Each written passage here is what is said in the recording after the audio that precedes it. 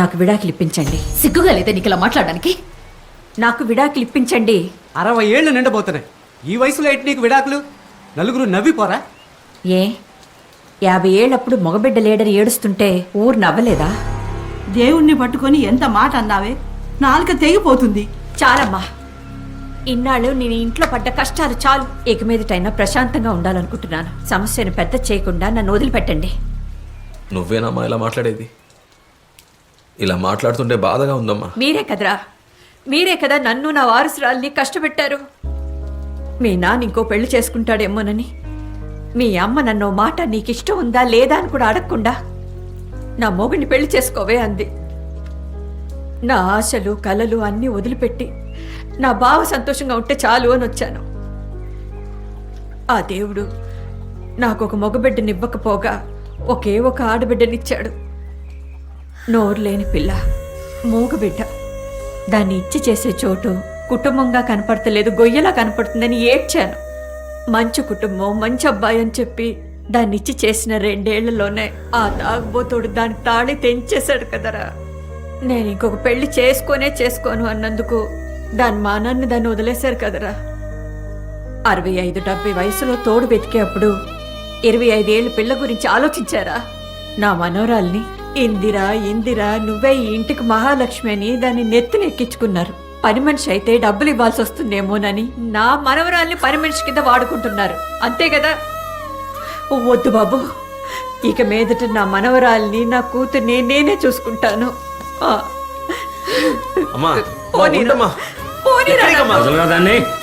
నా మాట అయినా వినవే. పిల్ల, ఇంకా వాడినే తలుచుకుంటున్నావా? పదవే.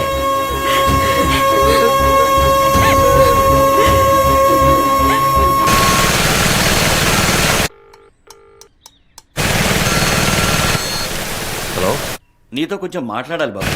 రేపు రమ్మంటారా? ఈరోజే వస్తే బాగుంటుంది. సరే, వస్తాను. రండి. నమస్కారం. నీరదా, ఎంత కోపం ఉన్నా ఇంటికి వచ్చిన వాళ్ళని పలకరించకుండా వెళ్ళటం పద్ధతేనా? నమస్తే బాబు. కాఫీ తీసుకురా. బాబు, ఇది నా చెల్లెలు. నమస్కారం. మీ నాన్న చేసుకుంటానన్నది. మీ కుటుంబంలోకి పిల్లనివ్వకూడదని గొడవ చేస్తోంది. బాబు, మా ఇంట్లో పెళ్ళిళ్ళన్నీ శ్రావణ పూర్ణిమ రోజు చేయటమే ఆనవాయితీ. అందుకని పెళ్లి ఆ రోజు జరిగి తీరాలి. నేను ఎందుకు చెప్తున్నానంటే, మీ కుటుంబంలోనూ చాలా గొడవలు జరుగుతున్నాయని విన్నాను. ఇక్కడ చూస్తే మా మేనల్లుళ్ళు కేసుల్లో ఇరుక్కుంటున్నారు. ఇంకా 1 నెలే ఉంది.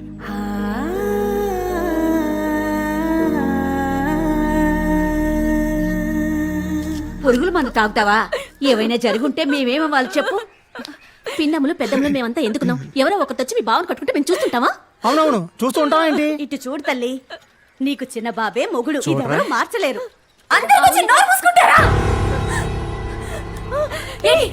ఏమనుకుంటారు మీరంతా? చిన్నప్పటి నుండి మావయ్యని మొగుడు అని చెప్పి ఇప్పుడంతా ఓదార్చడానికి వచ్చారా?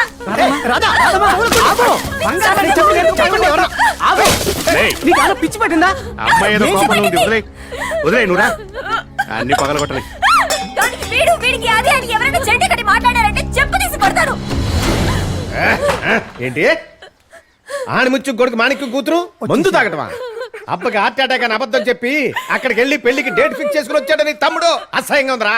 నేనెందుకు ప్రాణాలతో ఉండాలి? పదండి, మన ముగ్గురు మునిగి సావడానికి చెరువే దొరకదా? చెరువుల్లో నీళ్లు ఉండట్లేదు. చెరువులు కాకపోతే విషం తాగి చేస్తాం. సఫారీ టైం ఎంత చెప్పు? 10కి తాగినా 11, 12. ఇంకో 2 గంటల్లో ఊరంతా ఇక్కడికి రావాలి. చూపిస్తావా? సర్కస్ ఇక్కడ చూపిస్తా చూద్దుగానే. మరిది గారు, అమ్మాయిని డిశ్చార్జ్ చేసే గ్యాప్ లోనే ముందు కొట్టేశారు. సిటీలో కొట్టు కనపట్టడమే మనకు పెద్ద ప్రాబ్లం. వీడికి మాత్రం ఎక్కడ దొరుకుతోంది? నీది నీ సమస్య. ఇది మొత్తం తాగుబోతోళ్ల సమస్యరా? మరిది గారు, బయటికి రండి, ఏదైనా మాట్లాడి నిర్ణయించుకుందాం. కూతురు మీద ప్రేమ పొంగి పొర్లిపోతుంది.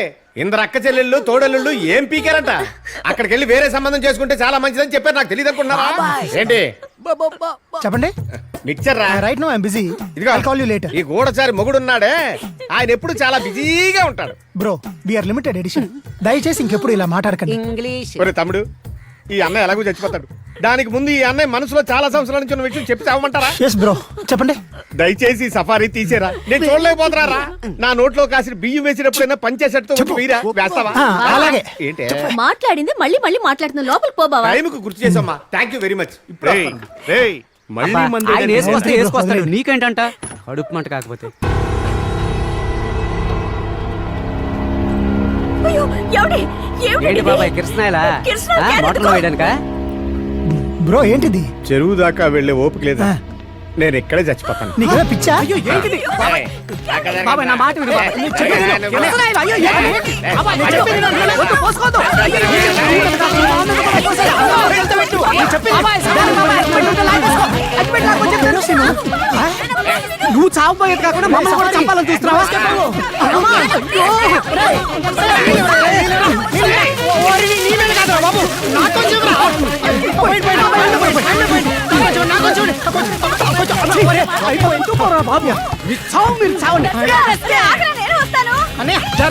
నువ్వు దాగి మమ్మల్ని చంపుతున్నావు.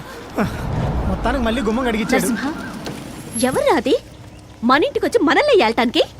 అరే ఆగండి ఆగండి ఆగండి. మీ రెండు కుటుంబాల్లోనే ఆ అమ్మాయిని చేసుకోవాలా ఈ అమ్మాయిని చేసుకోవాలని మీలో మీరే గొడవ పడుతున్నారు. అదే అసలు సమస్య. రాజకీయంలో కుటుంబం ఉండొచ్చు, కుటుంబంలో రాజకీయం ఉండొచ్చా? ఒకటి రాధమ్మని చేసుకోవాలి, లేదా ఇందిరిని చేసుకోవాలి. ఆ సోడాది మాత్రం ఇంట్లోకి రాకూడదు. మన తమ్ముడికి మన ఇంటి పిల్లతోనే పెళ్లి జరగాలి. అవును.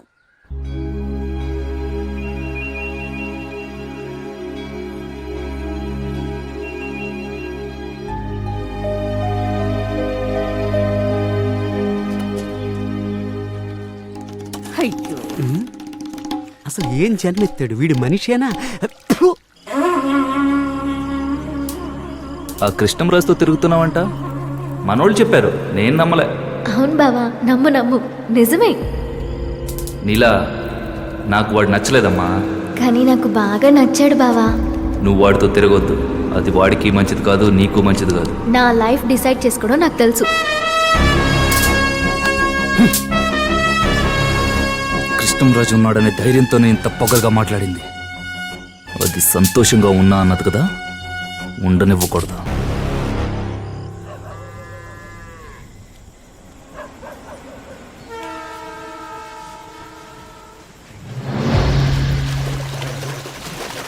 సారీరా, ఆ రోజు నీ సిచ్యువేషన్ తెలియక నేను అర్థం చేసుకోలేదు. కోపమా?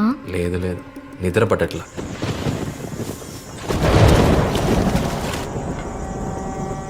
నీ వాయిస్ బొత్తిగా సరిగా లేదు. అబ్బో పర్లేదే, నా వాయిస్ విని నేను ఏ మూడ్లో ఉన్నానో కనిపెట్టేస్తావా? నువ్వు చూసే చూపుని బట్టి నువ్వే మూడ్లో ఉన్నావో కనిపెట్టగలను నేను.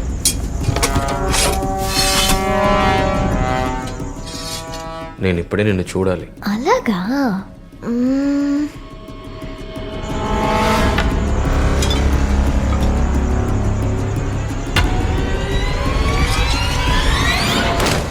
ఇప్పుడు కళ్ళు మూసుకో. మన రూమ్లో అన్ని పనులు పూర్తి చేసి నా కోసం వెయిట్ చేస్తున్నావు. నేను ఫ్రెష్గా స్నానం చేసి నీకు నచ్చిన పింక్ కలర్ నైటీ వేసుకుని నీ పక్కనే పడుకుని నేను టైట్గా హక్ చేసుకుని నీ నుదుటి పైన ఒక ముద్దు, తర్వాత కళ్ళ మీద, ఆ తర్వాత పెదాల పైన.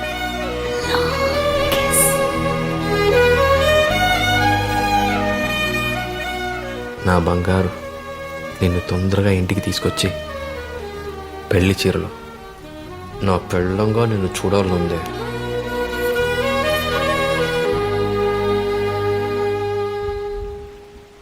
ఇప్పుడే నీతో నా లైఫ్ మొదలు పెట్టాలనుందే. అయ్యా, మన అరటి తోట మొత్తం నరికేశారయ్యా, తోట మొత్తం నాశనం చేసేశారయ్యా. రండయ్యా.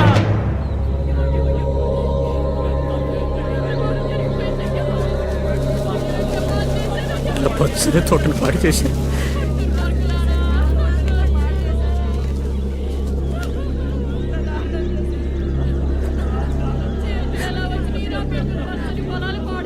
అయ్యా, మన రామలక్ష్మణులు చచ్చిపోయి అయ్యా.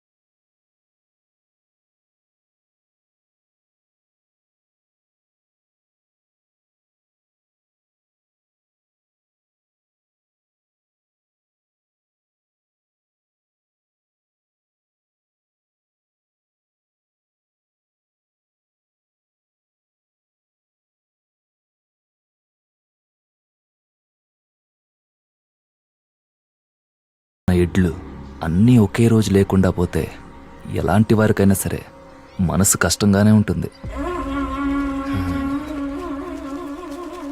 ఏంటి సార్ ఇంట్లో ఇంత కష్టం వచ్చింది, కుటుంబంలో ఎవరు రాలేదు?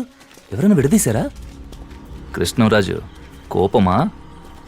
ఎండలో తుమ్మ చెట్లు నరికేలా చేసావు కదా, అది చూసి కడుపు మండిన వాడు ఎవడో నీ తోటని ఎడ్లని నరికి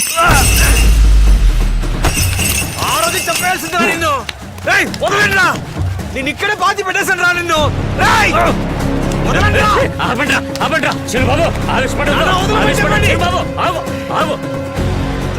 నీ కుటుంబాన్ని లేపేస్తాను రా.